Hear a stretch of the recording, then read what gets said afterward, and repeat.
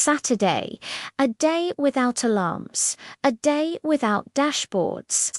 Milo, the IT professional with a human body and a cat's head, stepped into the kitchen.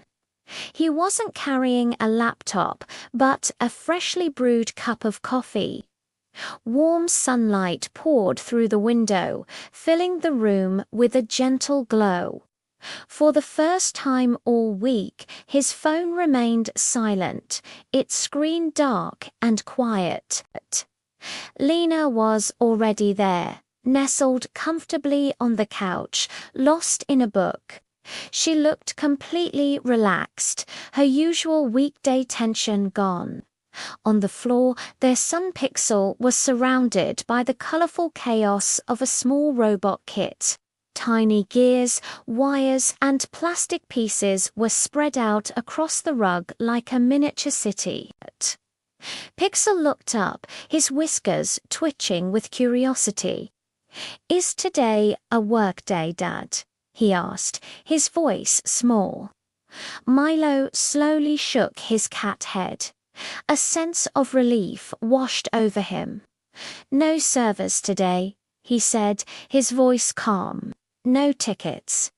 The three of them left the apartment together, stepping out into the crisp morning air. They walked through a quiet park, the leaves crunching softly under their feet. Milo's stride was different here, slower and more deliberate than the hurried pace he kept during the week. His ears usually on high alert for the ping of a new email or a system notification, now moved gently with the breeze, catching the distant sound of birds singing. The world felt different, peaceful. They found a small outdoor cafe and sat at a table in the sun. Milo felt the familiar, almost instinctive urge to pull out his phone, to check the system status, to make sure everything was running smoothly. Old habits, especially those forged in the fires of IT emergencies, were hard to break, but he resisted. Weekends, he reminded himself, were a system of their own, one that required a different kind of maintenance. He took a sip of his coffee and focused on the warmth of the sun and the quiet conversation with his family.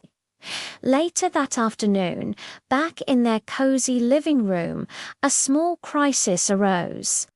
"My robot doesn't work," Pixel announced, a hint of frustration in his voice.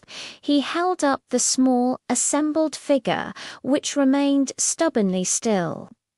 Milo knelt on the floor beside him, getting a closer look.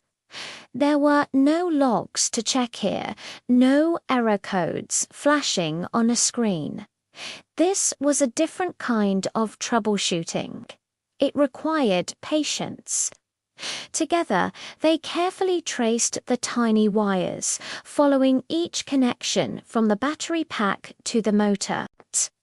They examined the schematics, comparing them to the assembled parts, and then they found it a single, minuscule wire that had come loose from its terminal. A simple connection issue. Milo showed Pixel how to secure it properly. With a gentle click, the connection was made. Pixel flipped the switch, and this time the little robot whirred to life, its legs moving in a clumsy, charming dance across the floor.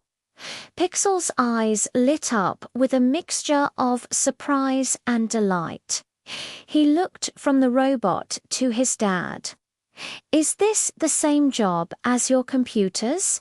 he asked, genuinely curious. Milo smiled, a soft rumble in his chest. "It's a different system," he explained, "but the same principle. It's all about finding the problem and making the right connection." That evening, the family gathered around the dinner table. The air wasn't filled with the usual talk of deadlines, server loads, or system updates. Instead, it was filled with laughter. They shared stories from their day, talked about Pixel's new robotic friend, and planned a trip for the next day.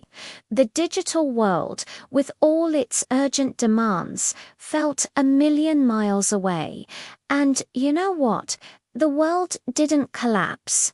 The servers somewhere out there in a cold, sterile room survived without him for one day.